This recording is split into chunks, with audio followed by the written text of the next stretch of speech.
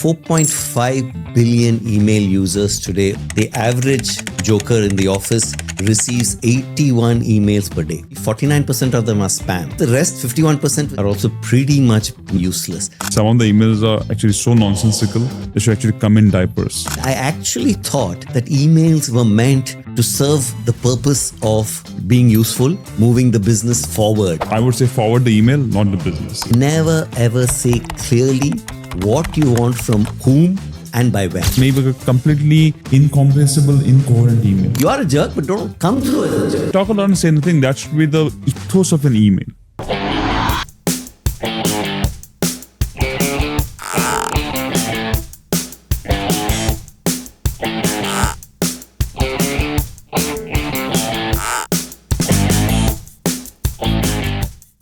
Hi, Rahul. Hi, Paddy. So today for the podcast, I thought we would call the topic email extravaganza.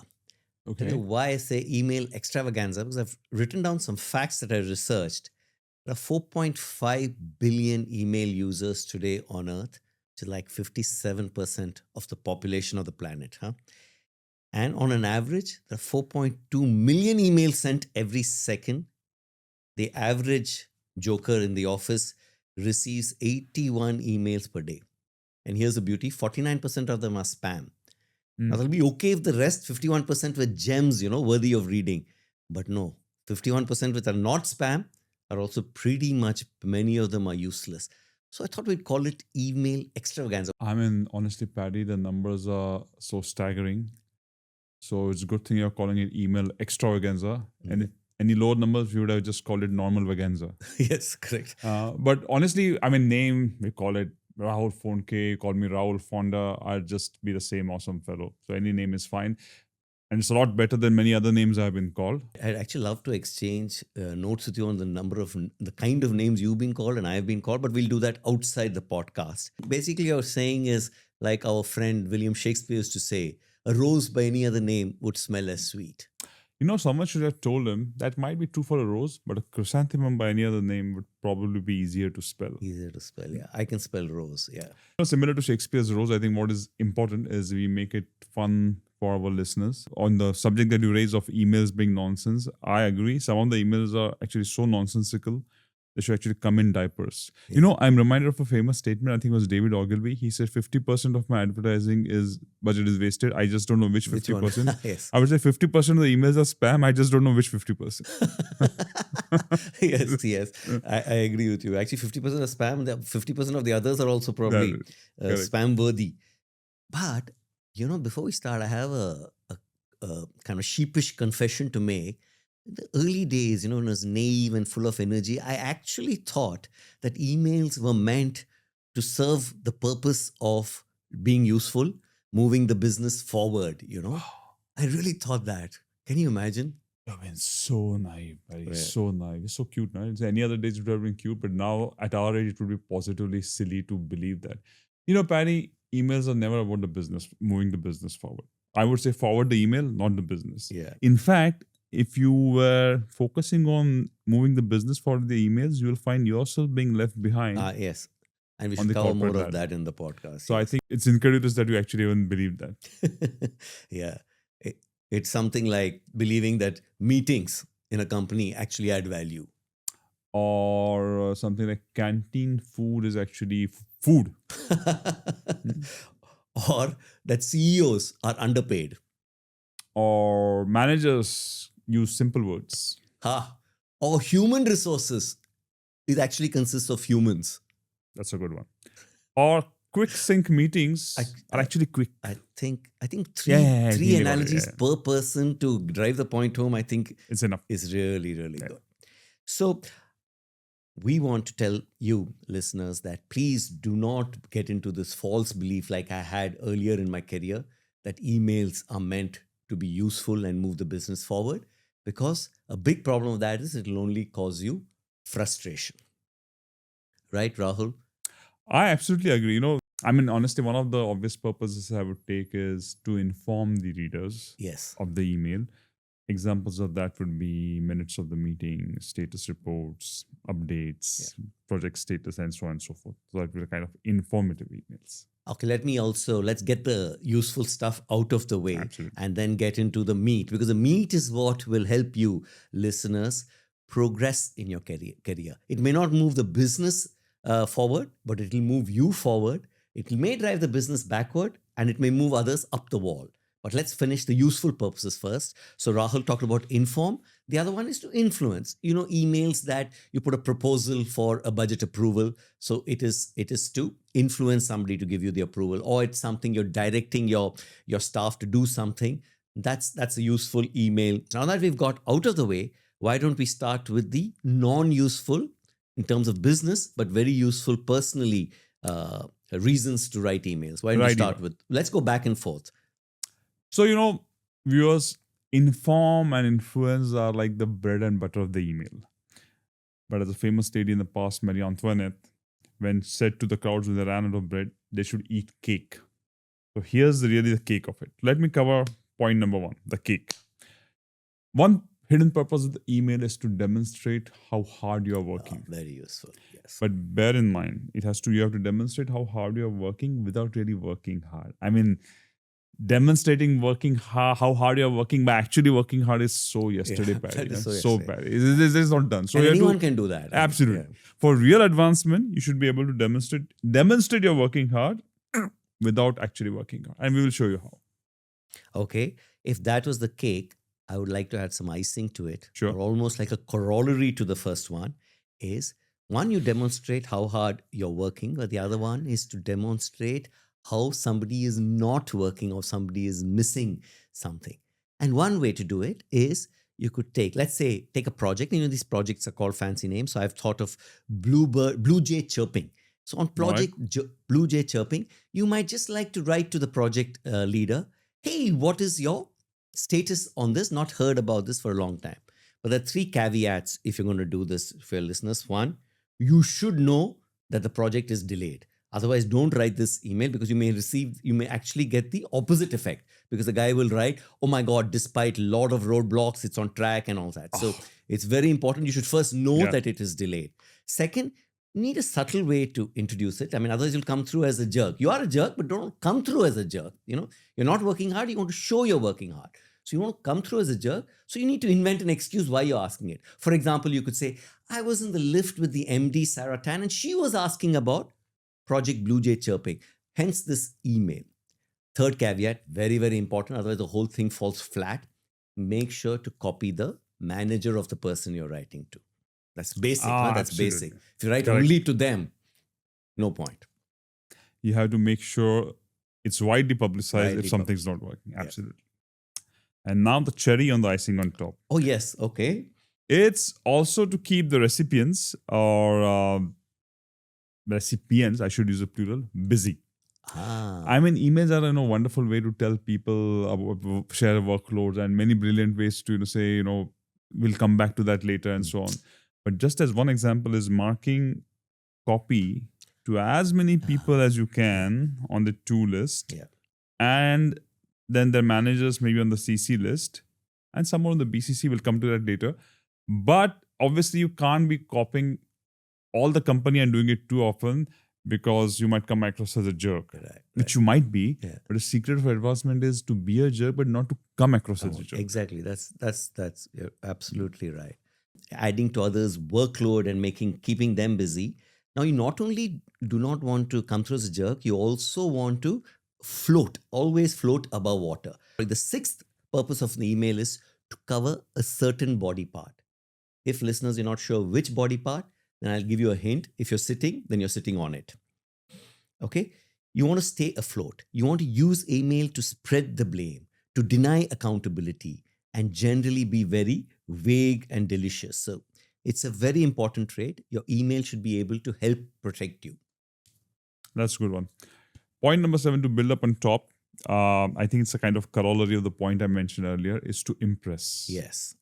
You should be able to casually, almost accidentally mention to your talents, which have nothing to do with the topic at hand, but basically impress about things for the sake of being impressive. For example, you can boast about your knowledge of the British parliamentary system, or the fact that you're a part-time juggler, can juggle 3-4 balls at the same time, or you can a mean cook, and be a cook a really great lasagna, and somehow draw parallels with some Yes, tenuous link to yes, some corporate yes. developments. Or you can even boast about cooking a lasagna in the British Parliament while juggling 3 balls.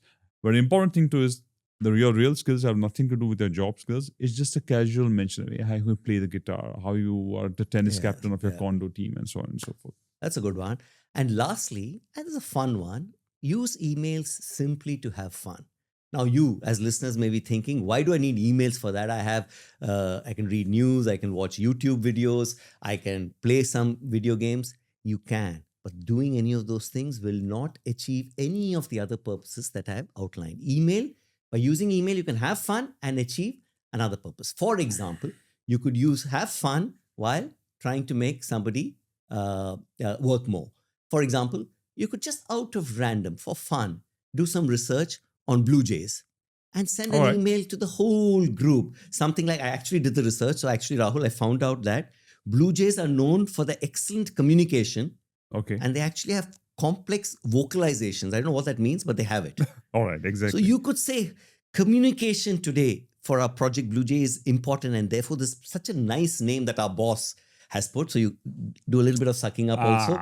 And a need of the hour is communication because we are involved. Our paradigm is multi-stake engagement of stakeholders, multi-stakeholder engagement. So communication I like comes them in. both. And then you can add to the workload some more by including a lot of attachments about Blue Jays and so on in the same email. Perfect.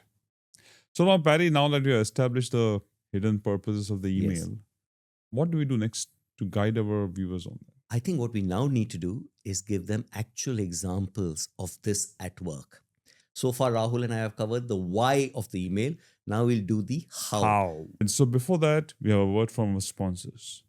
Folks, we have put together a beautiful list. Absolutely beautiful. Yes. So beautiful. So beautiful. The only thing more beautiful than that is me. That's right. And if you do this list bigly, I can tell you, you can achieve all the objectives that we are going to do today. So with that, Yes. let's go to the how number one. How number one, I would say, Paddy, is never really have a clear idea or never really think clearly of a topic that you want to cover in the email when you start writing the email.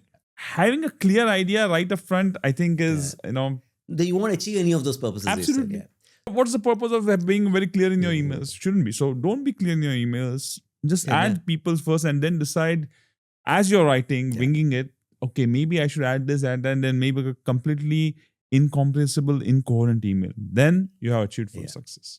I agree with you. The first one, don't deliberate on who, why, what you're sending. The second one is never give a subjective, very descriptive subject line, which actually will give clarity to the reader about what's in the email and prevent them from even reading it. Some descriptions are so clear that I don't have to read the email. What a waste. And I have to give you an example, Rahul, of a gem. I actually got this from somebody in HR when I was working. The email had no subject. I open it. There's nothing written except see attached. I click the attachment and it's a 3-page memo. I wade through it. It's from the building management. On page 3, it tells me there's a fire drill on the following Tuesday Brilliant at 5 example. p.m. Paddy, we should actually build a temple to HR manager and actually, worship every sunrise by saying our prayers. Perfect example. In one email, made the whole organization read 3 pages of muck to know something that's a fire drill, which they could have put in the subject line. That would have been such a waste. Absolutely. Correct? But now, one warning, it's very tempting to put no subject because that's the perfect way to frustrate everybody. But don't do it too often. Don't do it all the time. Use vague subjects. Use subjects that are not descriptive, because if you keep doing that, you may risk your job. We don't want you to risk your job. You want to go with the next one? Paddy, actually, that's how even viruses come out, right? No subjects and an attachment. Yes. So, anyway, but I think HR managers are slightly better than viruses. Point number 3. Never write a very clear opening sentence. Yes, again, that will I've tell them seen what so it's many mails which the first line tells very clearly what the mail is about, and that's such an atrocious waste of your intelligence. I mean, can you imagine, Paddy, if someone like Fyodor Dostoevsky, if instead of writing 480 page of Crime and Punishment, he had just written Morality comes by accepting responsibility. What a wasted What a opportunity. wasted The world would have opportunity. missed crime and punishment. Exactly. And that's what you should think of your email as such a masterpiece every time. Absolutely. So for great success, great many words have to be spent. Yes. So in the first sentence, just ask politely about the weather, Ah, how are you doing, how was your fab- trip to the Caribbean? By the way, I had been to the Caribbean in 2018 and visited St. Lucia. I've been diving. Did you go diving? And you should. So talk about all, ramble along, be the great rambler. Because remember, people, just as the shortest distance between 2 points is a line, the longest distance between 2 points is a internal corporate email. Absolutely. So always remember that and use the longest distance for any such email. So be sure, ramble on, and don't no miss clear opportunities. opening line. And I'd like to build on that with number 4. Never ever say clearly what you want from whom and by when. The 2 reasons not to do this. 1, you want to add to everybody's workload. So you need to keep everybody guessing. The second one, which is another objective we covered under the why, is you want to cover a certain body part that you usually sit on. So, for example, if you actually say that you ask HR to do the sales forecast, and that may come back to bite you. So never put something specific like that. Be vague. Also, never keep it clear and never keep it short. Never short. Oh, whoa. Never keep it clear and never, to be really vague, you have to master the art of writing long and rambling stuff. Paddy, whose communication is really clear and really short? The military. And just look at the job fatality of that rate. Exactly. See what short and clear communication can do to you. Correct. It's never good for your health. Yeah. So, the secret is actually to talk a lot, but say little. Ideally, say nothing. Say nothing. But I talk a lot and say nothing. That should be the ethos of an email. Actually, if you can't do that, you just have to go on LinkedIn and see a post by an AI guru. And you learn a lot. Yeah, you learn a lot. Exactly. You don't learn a lot, but you learn a lot about how to write, talk a lot, and say nothing. Correct. Okay, let me do number 6. Especially when you have no value to add. Always weigh in with your point of view and reply all. So, for example, you may be in marketing and supply chain might have asked a general email about your views, everybody's views on a particular supplier. You have no clue, but you should weigh in. You could say and you should use that opportunity to try to add to the supply chain workload. So you could say, for example, Enterprise Tan Chen is good, but I would urge you to check their credentials for logistics management, especially of imports. And then there's another opportunity to impress, which Rahul pointed out as one more purpose. You could throw in, for example, in marketing when we were appointing this ad agency. So, Paddy, you're not suggesting you actually have to know about logistics supply management. No. Right? You just throw in that would as be a just suggestion. too much work. Correct. You just throw in the suggestion that they should check out of the course. capability of logistics of this particular supplier. The real work has to be done by everyone else. By everyone else. And you can throw in your own to impress everybody and see how hard you've been working. You throw in, for example, in marketing, when we were appointing this ad agency, I suggested that we check their digital capability. And because of that, our digital footprint has increased by 12.3% last year. So it's just free you put in something about your own achievement. Add to their workload, impress. You can do, but you can only do this by weighing in on things you have no clue. So that was number 6. I like that idea. Number 7, never bother to actually go over and talk to the person. Or never pick up the phone as well. I mean, my reasons are very clear. Humans have been talking for 8,000 years. Phone has been around for 150 years. Email has been around only for 30 years. We have to use modern technology. Yes, What's the point of using phone or speaking when it's been around so long? Always use modern technology. It might be very tempting to walk across to the guy who's just sitting maybe 50 meters away from you. No. That's absolute no. Firstly, if you go and talk, no one else knows actually. Exactly. When you're walking across, you can't CC his boss. Correct. So always CC, add to the, you can't do anything of that sort. Actually, you can be challenged, interactive, the conversation might be very short. Yeah. Shorter conversations are the end of corporate life. You have to make it long, rambling, and that's only possible when you're email and one-sided communication. Correct. So people never ever make the mistake of actually talking. That's so old school. Or just always use the email. Okay, and then number 8 is don't add to people's workload. A very, very easy way to do it is to use attachments strategically. Rahul, I must tell you, I once got an email which had 5 or 6 different Word documents, and the guy had taken the trouble to put them all into one Word document. Made it very easy for me to read and in priority. Never do that. If you Rookie have mistake. Rookie mistake. 5-word attachments, attach them separately. Was your intern, by the way? No, it was an intern. No. We fixed him soon. Yeah. And then have different attachments and don't name them clearly. Make them sound like attachment A, B, C, D, so that people have to wade through all the attachments. If there are Excels, make sure each is a separate Excel. Excel offers the facility of putting it all into one workbook.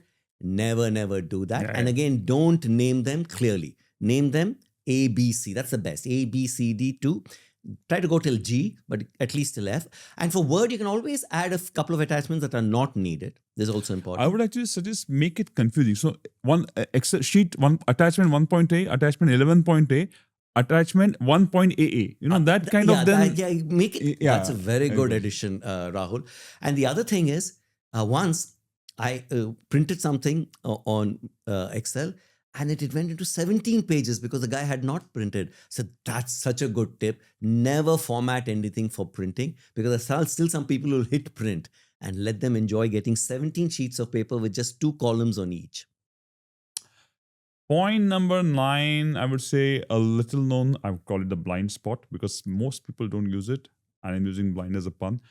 Use the blind copy, or also known as BCC, like crazy. That's a weapon you should use. Because BCC is actually how can you be a snitch and copy in the boss of the person you're reporting to without letting him know that his boss is aware of it. It's a wonderful technique. And at the same time, you also demonstrate how hard you're working to the manager without really it sounding very boastful to the actual recipient of the email. And now some people say it's slimy and underhanded, but honestly, if BCC was really slimy and underhanded, don't you think all the lawyers would have been using it? Correct. Yeah, and then why would Microsoft and Google offer it to us? I think you're saying Nadella is slimy. Yeah, exactly. That's what you're saying. Absolutely. So, I mean, feel free, because having a conscience is also the end of, your career. So, make sure, use BCC without any remorse, without any compunction, without really any thought. Okay. And the last one, number 10, is just like attachments, use the out of office message strategically to frustrate, to add to workload, and make many people miserable. So first of all, use it for everything. Use it when you go on vacation. Use it when you go for a 3-day conference. Use it when you go for a 1-day meeting. Use it when you go for a long lunch break. Don't turn it off quickly when you come back. Let it be on for a day or 2 extra. And never say what you're doing, whether you're going on leave, whether you're going on a conference. Make it deliciously vague. Now, pro tip. Never tell people who they can contact in your absence, what they should do when you're away. Never. That's making life easy for them. And finally, never give your phone number to be contacted in case of emergency. So, Paddy, one change to that. If you are really going to put who else to contact in your absence, make it sound very impressive. So put a list of 8 or 9 people with different functions. If issues deal with finance contacts or with HR, so it gives the impression of power that you're controlling all these functions. Correct.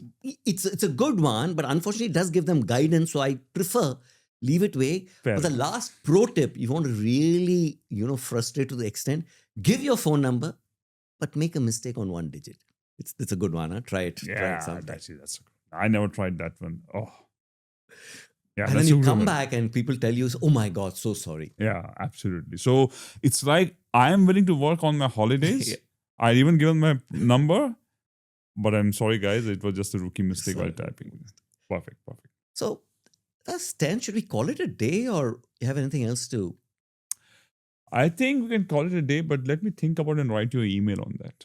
Okay. No, but also, Rahul, we must tell them that please don't think of the house as distinctive 10 methods. You can always combine them, right?